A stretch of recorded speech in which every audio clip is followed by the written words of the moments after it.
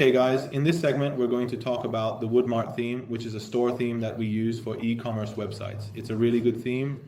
As you can see, it has had $20,000 sales on ArtBees itself. Now, whether from ArtBees or from Jacket, we can purchase it. And when we buy these themes, they come with an easy installer file, theme plugins, and documentation. The installer file provided to us, which is the easy installer, requires you to create a folder. For example, I created one here named WM. And we upload our files, whether the installer or the zip file. After uploading, we can bring up our site and proceed with installing it. I click on my folder or during the installer.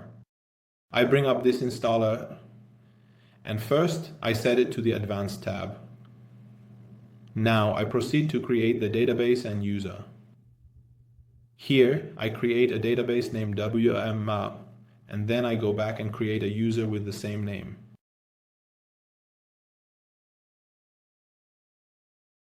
Okay, I scroll down and create the user as well. I generate a password, copy my password, and place it in the password section of the duplicator installation. Then I go back and need to link the database and user together and assign them. In this section, I specify to look for the database and user I created. And I say, "Sir, assign or add user WM to database WM." And I granted all the necessary permissions. Now, since the database name and the username are the same, I paste it and click to validate. Here I need to confirm that everything is okay and approve it to move to the next step. We proceed to the installation, and in the first step, it extracts the file to complete the installation. Now, in this process, it asks us if we want to install everything in this database, and we say yes, install everything. Now guys, in this section we go to the second tab, Admin Account, where we can create our own user or change the password of an existing user and set the password we need to complete our installation. I say, if this is it, define my password as 1 to 9. But we know guys, we shouldn't leave it as admin.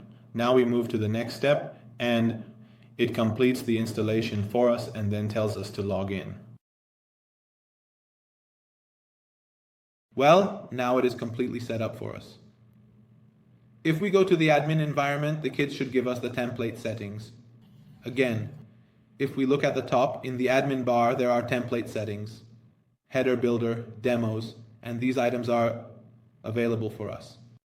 The first step should be in the header builder, which allows us to edit the header of our website. It says, "Sir, come and customize the header according to your needs."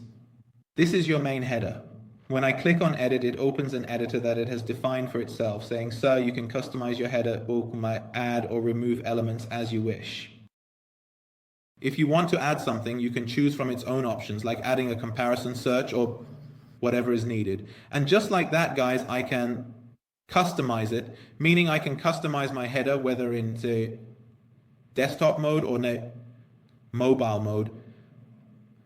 The mobile section itself is the same way. So from the Woodmart header builder section, I can customize my header for both normal and mobile modes. Let's go to the template settings, guys, and see what options it has provided for us.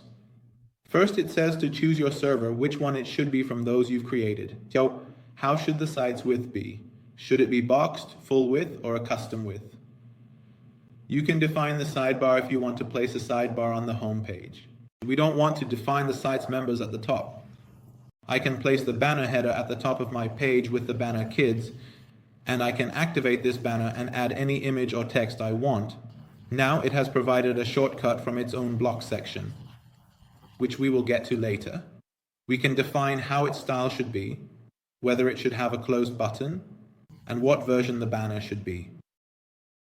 We can define pop-ups, advertising pop-ups, and customize the style of any text we have in mind. We can define its width or video, its mobile section, whether it should be displayed on mobile or not, and it provides me with all the settings I need for a pop-up on my site. Now, a timed pop-up is useful in some businesses, for example, like sales. These cases are related to things like alcohol or tobacco, which have a legal age requirement. For example, it says you can set up an age verification pop-up. So if someone is over 18, they can enter the website. This is provided for us because it's a store that requires, for instance, if the person confirms they are 18, they can enter. If not, they cannot. Do not give them access to use the website. Do not let them see the site. For example, it tells them that access is restricted because their age does not match the website's requirements. We can define this based on our business needs. The cookie consent is often included in most templates because it is common in foreign countries to declare that I am using website cookies or browser cookies. The mobile navigation bar gives us an option to add a bar to provide certain accesses to our users and define additional buttons. Regarding the search feature, it asks whether the search should be from the block or from the product. If it's a product, we can even add the product code. So if we want to implement advanced search for our website, we can use a plugin, which itself suggests using a plugin called Relevancy, or we can even set the search text and settings related to the search itself. The next section is the sticky navigation menu, which is on our mobile and also in the normal mode.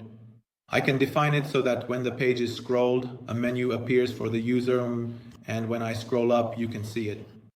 It shows me a menu that is called a sticky menu. I can define a title for it and even set content for it. The next section gives me settings related to the page titles. It says, for example, on internal pages, if I bring up a page like my account page, it tells me that here you can define these breadcrumbs, how they should be, and how they should be displayed. For example, if I have an About Us page on this website and bring it up, which it doesn't have in the footer but has at the top, for example, if I bring up the Contact Us page, it gives me another option to define this breadcrumb, how it should be, whether it should have a title or not, its size, color, text, and even its SEO. It also gives me some options for setting breadcrumbs for my items. The next section, guys, is the footer, which gives me the option to set the number of footers, meaning the number of columns I can place for the footers. However, unlike the header, it doesn't have a header builder. If I want to change it, I can go to the Appearance and Widgets section to customize the items I need in the footer and add or remove any that I want. So if we look at the footer ourselves, and now, for example, here there are 5 columns, almost 1 column at the bottom, and at the top there's the newsletter section. The next parts we have, guys, are about the footer style, like what color it should be, the configurations we have, whether the footer should be sticky, and the content goes behind it. There are also 3 settings related to the footer style itself. The copyright section is where we can write our copyright, like for example the website. Here, for example, we can say, "Sir, we have designed our own copyright. Place it before the footer section," which is the same newsletter we have, which is in the form of, the guys have defined a block. Which section are the blocks in? In the HTML blocks, the Woodmart template gives me an option where I can define the blocks here. Now, in the block section, guys, this part gives me these options that I can still configure with Elementor. For example, for this footer that I have here, it has now defined a section with Elementor and allows me to use these blocks with ease. The next section, guys, is typography. The fonts it uses, the title font. Now it asks what font you want for the text. Again, like the other templates, it has provided Iranian fonts like Iran Yekan, Iran Sans, or for example, Yekan Bak for me. Each section can choose what font and color to use, how the title should be, the titles of frames or widgets, or even the header. It gives me options for all these items. We need to click to load it. For example, we can even add some new fonts to it and set that font for the main requirement. The custom font allows me to add the font again and upload my font here. And the font icon section allows me to use the font icons it has, which are in several parts, font icon 1 and 2. I can use whichever I want in my designs, even the thickness. It gives the option. The section of AdSense funds where I can now go and create an AdSense account and use AdSense funds, which is almost impossible for us inside Iran. There is a section for styles and colors, guys, for example, how our border radius should be. Now, when we are designing, we reach a point where, for example, I want to give a border radius and I can define how the entire site's border radius should be, whether the box should be rounded or not. If there's a distortion, for example, but if it's 10 pixels or 15 pixels, I can adjust it according to my needs. I can even customize a dark theme for my site, so the entire site switches to a dark theme, and it gives me this option. The next section, guys, is about colors. I can customize the primary colors and neutral colors. For the website background, if I want to set a background, whether it's a color or an image, it can provide me with options from this section, and I can make changes. There's the button section where I can define the style, color scheme, and text. Then there's the form section where I can define the style of this book or that button I have. And I can set the width of its border and its border. There is the announcement section. What color should the messages you are going to give to users be? What color should the background be? The next section, guys, is the weblog section, which tells me whether or not to have a sidebar. Well, I bring my educational magazine here, and it gives me options. What should the width be like? What should the size of the sidebar be? Should my gallery be aligned or not? The internal page too, considering whether it should have the option of a sidebar or not. Now, the discussion is about the blog archive that gives me the option again on how the display should be, whether it should be masonry or on the image. Then, on the single post page, it gives me options to customize certain things, like whether it should have a share button, show the author's biography, or define the biography of the person who wrote the article, and whether it should have related posts or similar writings. The next section is the portfolio section. I can also have portfolios that I have, and I have some stores and some sections as portfolios. This allows me to customize its archive page and single portfolio as well. The main section is the store, which is Sanko, which provides us with all the settings we need for the store here. It provides us with options like how the purchase registration should be after logging in, or for example, whether to display the product code or whether the product code should appear in search results or not. It can also activate catalog mode, meaning the site only serves as a product showcase without the option for online purchase registration. Size guide, for example, if I have brought up the diaper section on the website, I can place the size guide here. It allows for hiding prices and adding to the purchase registration, and provides any settings needed for the store in this category. It lets me define my variable product features and how the product labels should be. For example, what color the sale label should be. We go through these one by one, guys, and customize them according to our needs. There's a section for brands where I can define my features, how the quick view should be styled, and a comparison section that tells you what items to compare with each other. The favorites section is exactly for this purpose, whether those who are logged into the website can use it or not, and whether everyone can, along with other settings it provides me. Where I can define a series of items like what should happen if the cart is empty, whether the account image page should display the product image or not, whether there should be a link to the product or not. All these settings are provided to me. Right? After payment, if a message is to be displayed to the user, it tells me here. And the free shipping bar, for example, if it's over 3,000 Tomans or a certain amount, it can include free shipping discounts. The product archive page also, again, what features it should have. The product grid, meaning how many products to display at once. It gives me options for the product style, and I can define the category style as well.